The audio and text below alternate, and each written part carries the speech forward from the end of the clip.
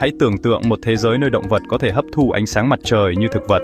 Một thế giới nơi các sinh vật biến không chỉ sống dưới nước mà còn có thể tự sản xuất thức ăn từ ánh sáng mặt trời. Nghe có vẻ như chuyện khoa học viễn tưởng, nhưng điều đó đang thực sự diễn ra trong đại dương của chúng ta. Những sinh vật này đã phát triển những khả năng mà chúng ta chỉ có thể tưởng tượng trong các câu chuyện viễn tưởng. Một số loài trên biển đã phát triển một khả năng đáng kinh ngạc. Chúng có thể quang hợp. Điều này có nghĩa là chúng có thể sử dụng ánh sáng mặt trời để tạo ra năng lượng, giống như cách mà thực vật làm. Những sinh vật tuyệt vời này, với cơ thể màu xanh lá cây rực rỡ, đã khám phá ra bí mật từ sản xuất thức ăn chỉ bằng ánh sáng mặt trời, nước và carbon dioxide. Chúng đã biến đổi cơ thể mình để trở thành những nhà máy sản xuất năng lượng nhỏ bé. Những con sên này không chỉ có màu xanh lá cây, chúng còn xanh theo đúng nghĩa đen. Chúng đã trở thành một phần của hệ sinh thái biển, đóng góp vào sự cân bằng của môi trường sống dưới nước. Chúng đã kết hợp được các thành phần cơ bản của thực vật vào cơ thể mình. Điều này cho phép chúng sống sót và phát triển trong môi trường mà nhiều loài khác không thể. Sự thích nghi đáng chú ý này đã thu hút các nhà khoa học và những người yêu thiên nhiên, mở ra một thế giới câu hỏi về ranh giới của sinh học và tiềm năng cho những khám phá trong tương lai.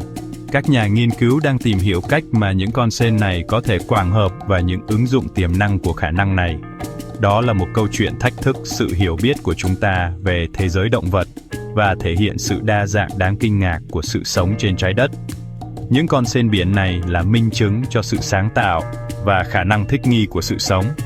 Vậy hãy cùng lần vào thế giới của những con sên chảy bằng năng lượng mặt trời này và khám phá bí mật đằng sau khả năng phi thường của chúng. Chúng ta sẽ tìm hiểu cách mà chúng đã phát triển khả năng này và những gì chúng ta có thể học được từ chúng.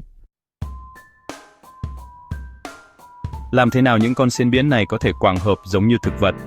Đây là một câu hỏi đã làm đau đầu các nhà khoa học trong nhiều năm.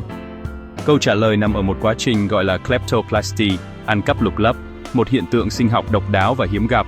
Về cơ bản, sên ăn cắp lục lấp tự tạo mà chúng tiêu thụ, một hành động kỳ lạ nhưng hiệu quả. Lục lấp là những nhà máy điện nhỏ bé bên trong tế bào thực vật, có nhiệm vụ hấp thu ánh sáng mặt trời và chuyển đổi nó thành năng lượng. Chúng là yếu tố then chốt trong quá trình quang hợp. Khi một con sên biến ăn tảo, nó không tiêu hóa hết mọi thứ. Thay vào đó, nó giữ lại những lục lấp quý giá này. Những lục lấp này được lưu trữ trong các tế bào của chính con sên, đặc biệt là trong hệ tiêu hóa của nó, nơi chúng tiếp tục hoạt động. Những lục lấp bị đánh cắp này tiếp tục hoạt động như trọng tạo, hấp thu ánh sáng mặt trời và tạo ra năng lượng cho sên. Điều này cho phép sên biến sống sót trong môi trường khắc nghiệt. Quá trình này không chỉ đơn giản là ăn lục lấp, nó đòi hỏi một sự thích nghi phức tạp và tinh vi. Những con sên đã phát triển cơ chế phức tạp để tích hợp và duy trì các bảo quản ngoại lai này, một kỳ công sinh học đáng kinh ngạc. Chúng thậm chí còn được phát hiện sở hữu các gen thường liên quan đến tảo, cho thấy sự thích nghi tiến hóa sâu sắc với lối sống độc đáo này. Điều này mở ra những câu hỏi mới về khả năng tiến hóa và sự đa dạng sinh học. Khả năng quang hợp mang lại cho những con sên biển này một lợi thế đáng kể trong môi trường biển của chúng. Trong khi hầu hết các loài động vật cần liên tục săn mồi và tìm kiếm thức ăn, những con sên này chỉ cần phơi nắng và để lục lấp bị đánh cắp làm việc. Điều này có nghĩa là chúng có thể tiết kiệm năng lượng và sống sót trong thời gian dài mà không cần tìm thức ăn. Một số loài thậm chí có thể sống hàng tháng chỉ dựa vào quang hợp. Sự thích nghi này đặc biệt hữu ích trong môi trường nghèo dinh dưỡng, nơi nguồn thức ăn có thể khan hiếm. Hơn nữa, khả năng độc đáo này cho phép chúng khám phá và sinh sống ở những khu vực mà các loài động vật ăn cỏ khác không thể tiếp cận. Chúng có thể mạo hiểm vào vùng nước có ánh sáng mặt trời mà không phải lo lắng về việc tìm kiếm bữa ăn tiếp theo, mang lại cho chúng lợi thế cạnh tranh trong thị trường sinh thái của mình. Một trong những loài sên chảy bằng năng lượng mặt trời nổi tiếng nhất là Elysia chlorotica, thường được gọi là sên ngọc lực bảo phương Đông. Loài sên được đặt tên khéo léo này được tìm thấy dọc theo bờ biển phía đông của Bắc Mỹ, sống trong các đầm lầy muối và bãi triều. Sên ngọc lực bao phương Đông có khả năng ngụy trang đáng kinh ngạc để hòa mình vào rộng biển xanh mà nó ăn. Màu xanh ngọc lực bảo rực rỡ và cơ thể dẹt, giống như lá, khiến nó gần như không thể phân biệt được với môi trường xung quanh. Sự ngụy trang đáng chú ý này bảo vệ nó khỏi những kẻ săn mới và làm nổi bật mối liên hệ giữa ngoại hình, lối sống và môi trường sống của nó. Đó là minh chứng cho sức mạnh của chọn lọc tự nhiên và những sự thích nghi đáng kinh ngạc phát sinh trong thế giới tự nhiên. Elysia chlorotica và các loài sên biển tương tự khác là những sinh vật rất đặc biệt, Không chỉ vì vẻ ngoài độc đáo, mà còn vì cách chúng sinh tồn và phát triển trong môi trường tự nhiên.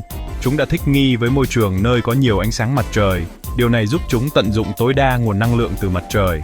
Nguồn thức ăn ưa thích của chúng là tảo.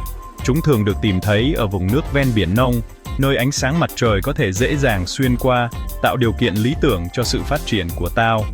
Những khu vực này thường bao gồm đầm lầy muối bãi triều, nơi nước biển rút xuống để lộ ra các bãi cát và bùn, và đồng cỏ biển. Những môi trường sống này cung cấp điều kiện lý tưởng cho cả sên và tảo mà chúng phụ thuộc vào, với sự phong phú của các loại thực vật dưới nước. Sên thường được tìm thấy bám vào các lá cờ biển, nơi chúng có thể dễ dàng tiếp cận nguồn thức ăn, hoặc mất dưới của đá, nơi chúng có thể ẩn nấp và bảo vệ mình khỏi các loài săn mới. Chúng định vị một cách chiến lược để tiếp xúc tối ưu với ánh sáng mặt trời, giúp chúng thực hiện quá trình quang hợp.